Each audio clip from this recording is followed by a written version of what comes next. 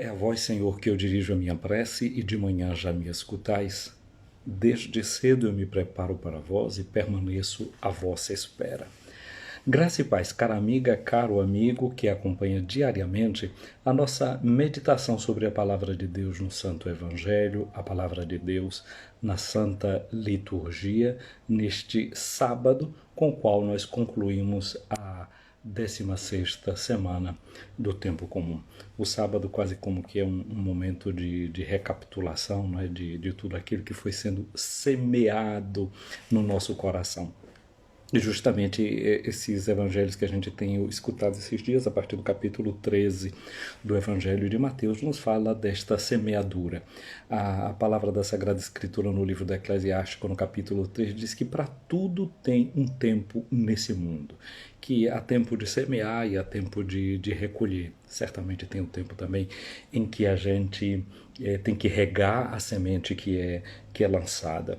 Nós ouvimos essa semana, não é, falar de um semeador que saiu jogando a sua semente. E claro, a beleza da semeadura. Assim, semente que foram caindo em terrenos diversos, mas tem sempre aquela força de uma semente que é cheia de vida, que é cheia de energia.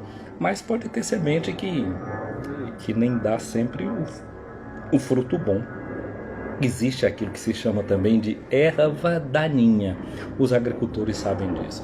E aí isso pede do agricultor uma sensibilidade, uma sabedoria, digamos assim, até uma certa esperteza, uma prudência. O agricultor é alguém que vive de paciência. Você sabe que a paciência é uma das formas, um dos nomes do amor. A carta de São Paulo aos Coríntios, no capítulo 13, naquele famoso hino ao amor, diz que o amor é paciente. Então o agricultor que tem amor por aquilo que faz, ele tem também a paciência em relação ao seu trabalho.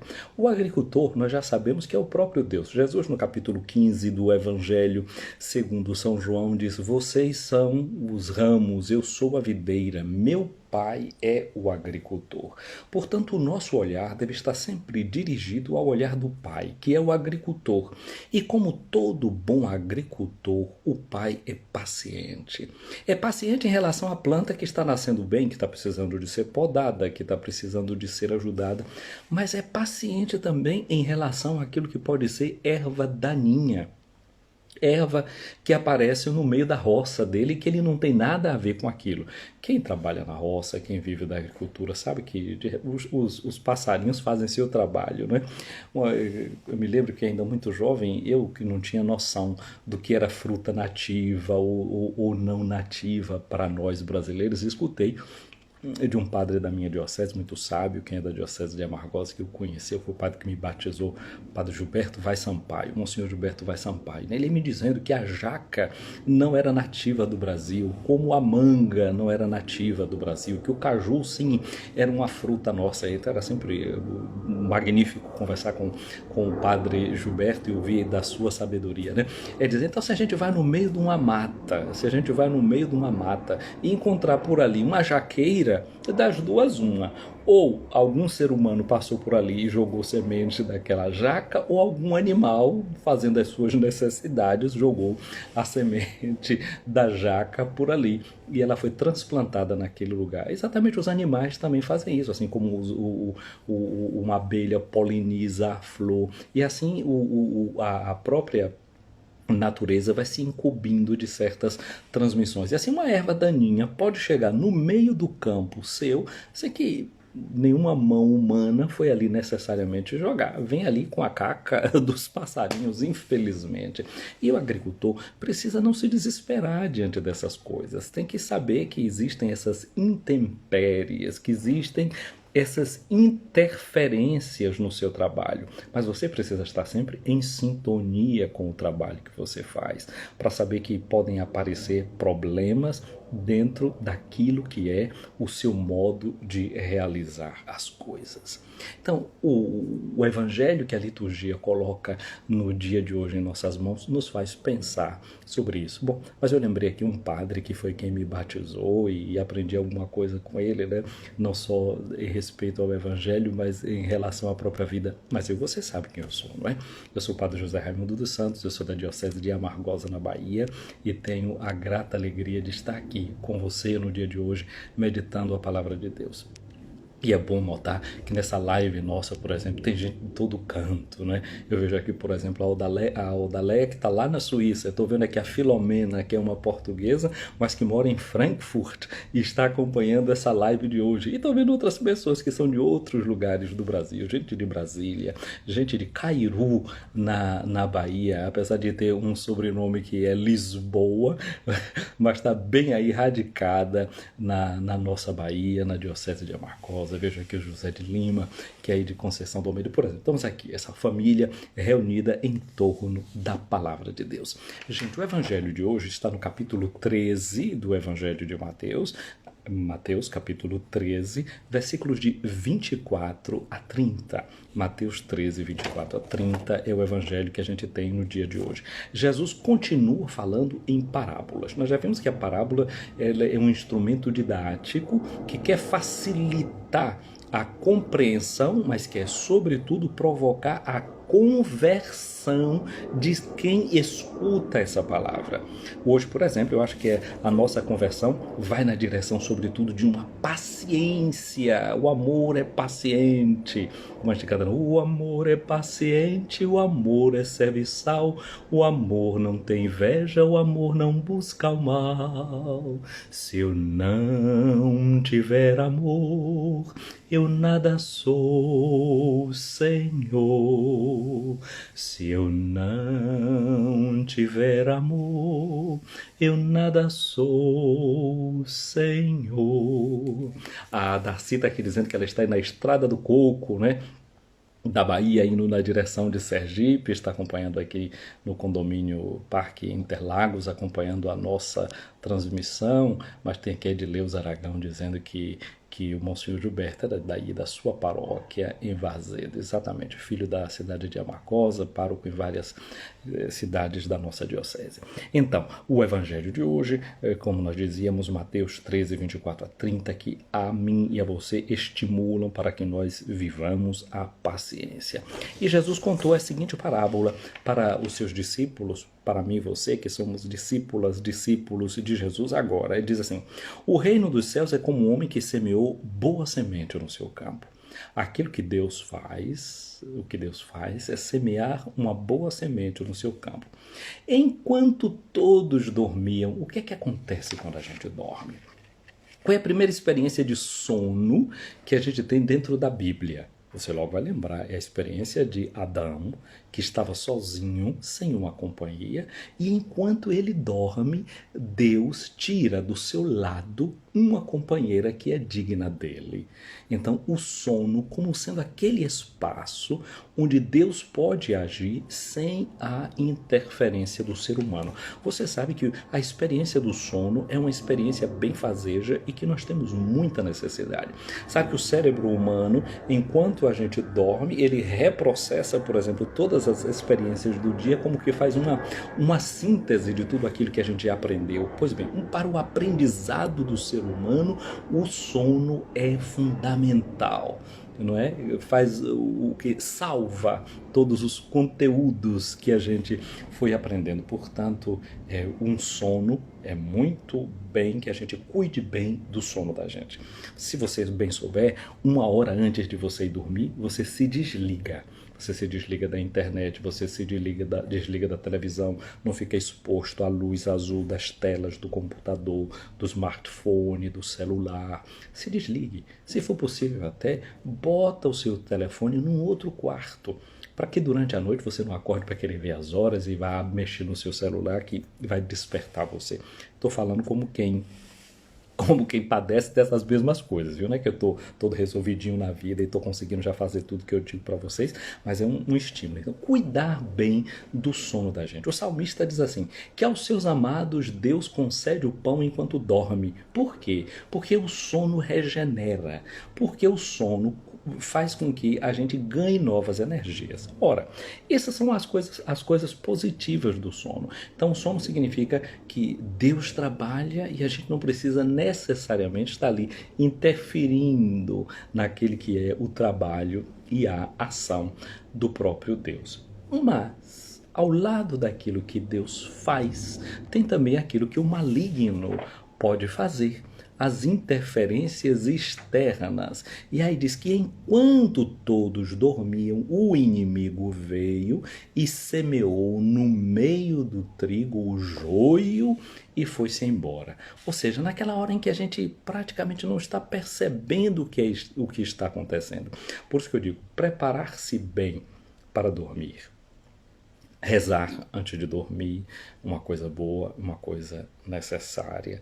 Não ficar assistindo programação pesada, violenta, não é? Se expondo a propagandas que bombardeiam o cérebro da gente. Porque você sabe que enquanto a gente está olhando uma página de internet, etc., tem um monte de propagandas passando ali do lado. Você parece que não está prestando atenção naquilo, mas o seu cérebro, que tudo vê e que tudo percebe, está registrando todas aquelas coisas, todos aqueles estímulos. E depois aquilo vai sendo introjetado dentro da gente. Por isso eu estava dizendo desta 1 hora de jejum de meios técnicos, de televisão, de filme, de todas essas coisas. A melhor forma de se preparar para ir dormir é pela oração, pelo relaxamento, algum tipo de exercício físico que predispõe a gente para ter sonhos bons, um sono restaurador e sonhos, quem sabe, iluminadores.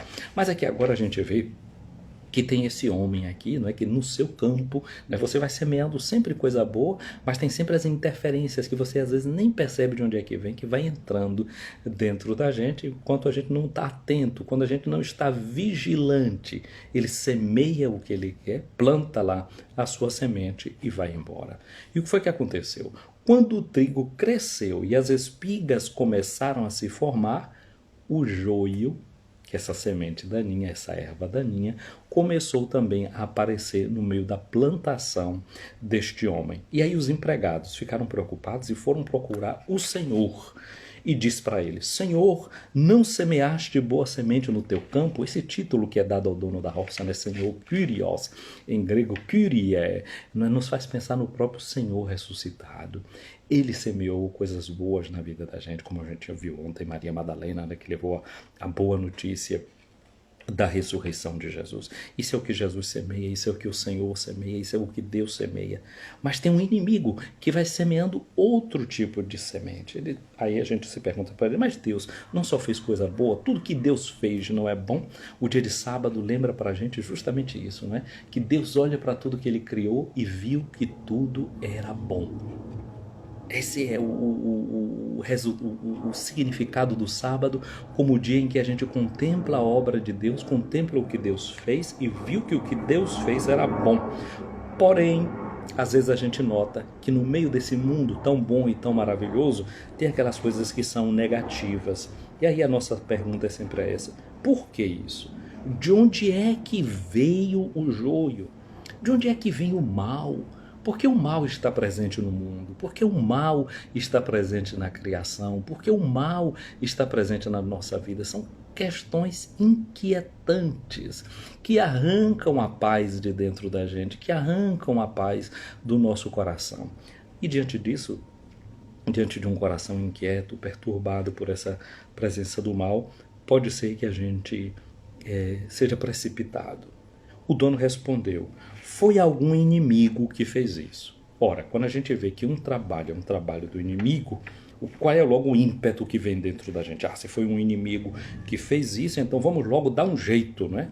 Para interromper a ação do inimigo. E aí, esses trabalhadores perguntaram ao Senhor, queres que vamos arrancar o joio? A gente pensa logo que a solução seja essa. arrancar o joio, arrancar o mal pela raiz, a gente costuma dizer, não é? Vamos arrancar o mal pela raiz. Vejam-se na nossa sociedade o que muitas vezes a gente pensa não é isso. Eliminar o mal. E eliminar o mal muitas vezes para nós significa eliminar quem faz uma ação que é má.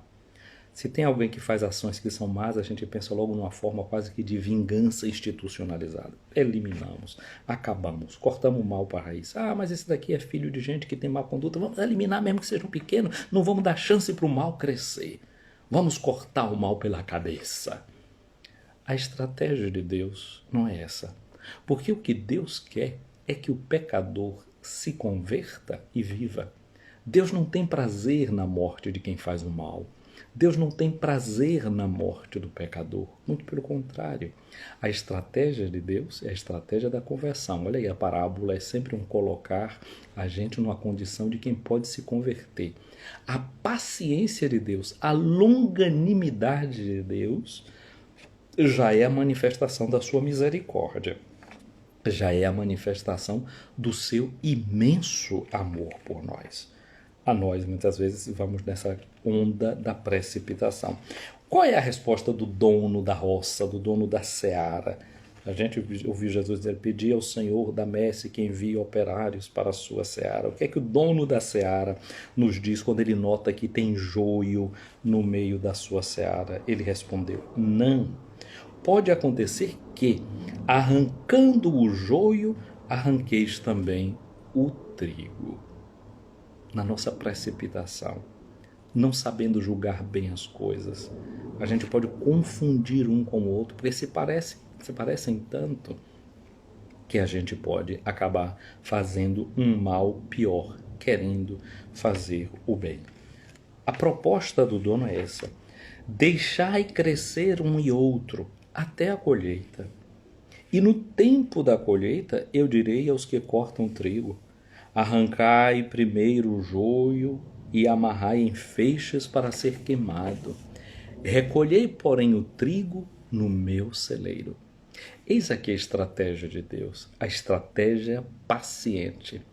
A carta de São Tiago, no capítulo 5, versículo 7, diz para a gente imitar a paciência do agricultor. Os agricultores são assim, são esses homens e mulheres pacientes. No dia de hoje, peçamos ao Senhor essa graça de uma paciência que cresce, de uma paciência que se enraiza no amor, para que a gente possa ver frutos de transformação. Vamos pedir a Deus a graça de não querer sermos precipitados e assim prejudicarmos aquele que é o trabalho de Deus, que só deseja uma coisa, que o pecador se converta, que o pecador viva, que eu e você tenhamos oportunidades de mostrar o melhor de cada uma e de cada um de nós. Seria muito bonito se toda uma sociedade, se o mundo inteiro soubesse se organizar nesta forma, neste modo, de criar as possibilidades de transformação. Mas a melhor das possibilidades de transformação é trabalhar com a prevenção. É trabalhar com a prevenção. Por isso que eu estou dizendo, né? Como é que a gente cuida do sono da gente? Como é que a gente cuida daquilo que vai entrando no ouvido da gente? Como uma sociedade pode estabelecer formas críticas de se comportar e de viver de modo tal que a gente pudesse evitar o mal? Que a gente pudesse evitar que as nossas crianças, que os nossos jovens, que os nossos adolescentes não sejam expostos ao mal. Às vezes a gente se espanta com certas coisas da sociedade. Mas como é que o inimigo hoje em dia vai semeando a sua semente? Na cultura, na música, na dança, nos filmes. A gente às vezes se escandaliza, não é? E tem que se escandalizar mesmo quando vê violência contra a mulher, isso, aquilo. Mas, gente, vocês acham que uma cultura que põe músicas que chamam mulher, agora é as cachorras, agora é as não sei o quê, e as piriguete, e isso, aquilo. Vocês acham que uma cultura que vai minando a cabeça de uma criança desde a tenra idade, com música, com melodias, com danças dessa natureza, depois não vai redundar em violência contra a mulher? Vocês acham que não? Quando a mulher é cantada e decantada como um instrumento de prazer, vocês acham que no fim não vai essa violência que é despertada, essa virulência se manifestar de alguma forma? Isso é que os modos como o inimigo vai semeando a infidelidade nos filmes, nas novelas, nos contos, nas propagandas. Tudo isso vai minando. É assim que o inimigo vai jogando o seu joio no meio do trigo. Uma coisa boa é a arte, uma coisa boa é a música, uma coisa boa é a beleza. E o maligno então vai macaqueando tudo aquilo que é belo, que é bonito, do que a gente tem e inoculando ali dentro o seu veneno.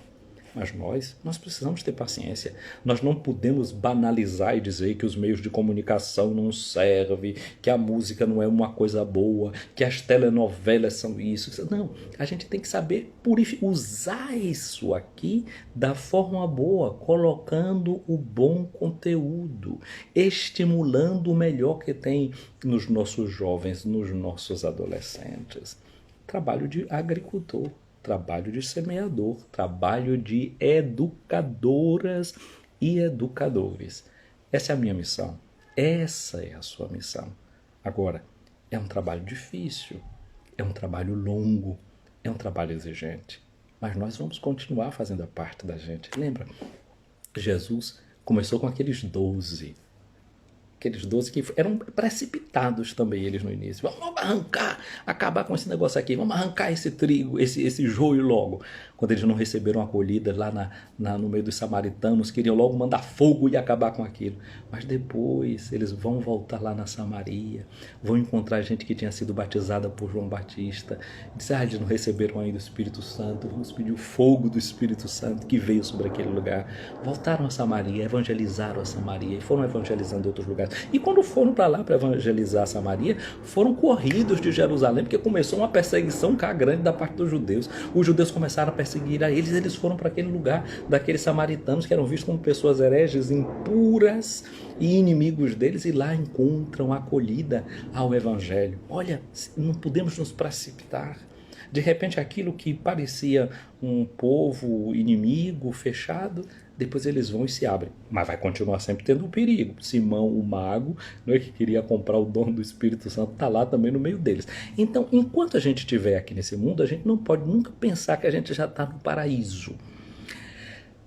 Ou seja, a gente vai precisar sempre de discernimento. O mês de julho, no dia 31, tem a festa de Santo Inácio de Loyola, não é? Que é o santo que, sobretudo, fez divulgar e conhecer o chamado discernimento.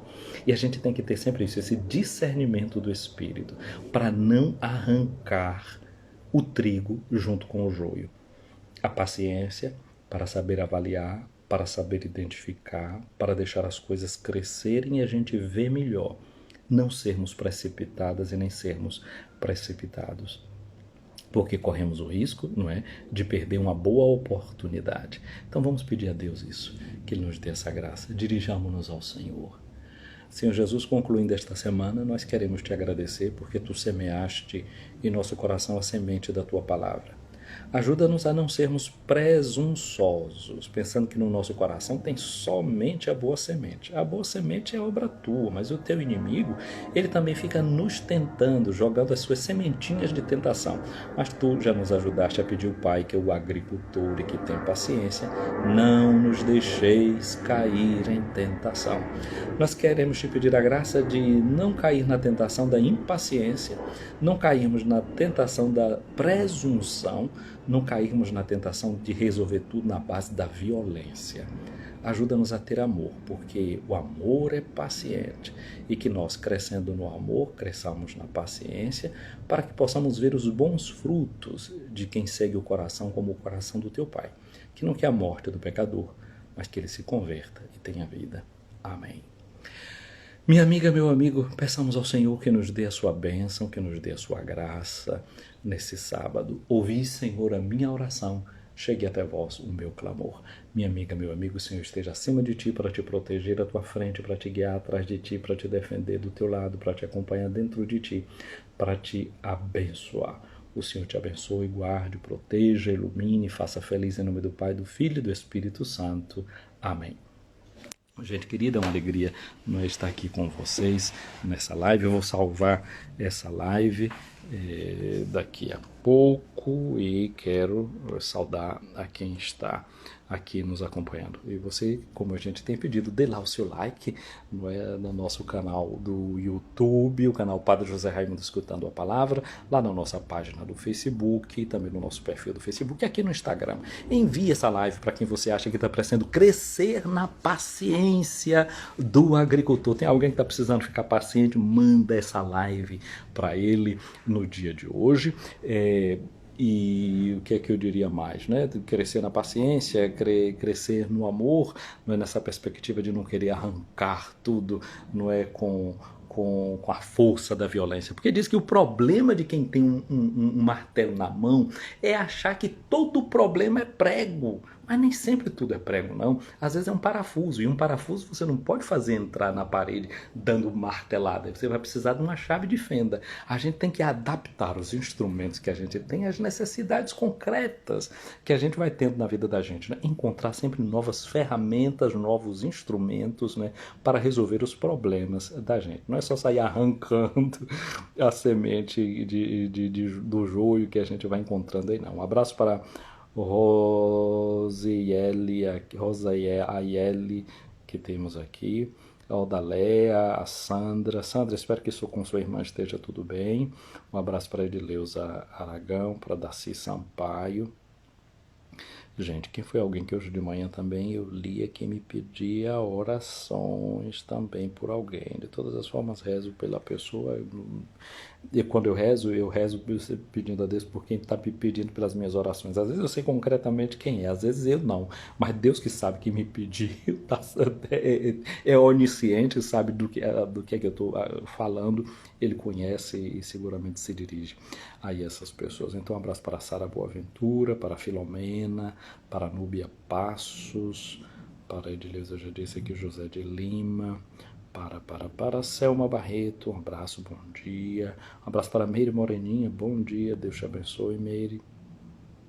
Um abraço para Ana Márcia Souza e para a irmã Nath, um abraço grande para você e todas as irmãs filhas do Calvário. O Senhor me chamava Nossa Senhora aqui em Amagosa. Está vendo, Ana Maria? É isso mesmo. Um abraço grande, que bom. Essas lembranças que a gente tem de tempos bons, né? Espero voltar e continuar chamando da mesma forma.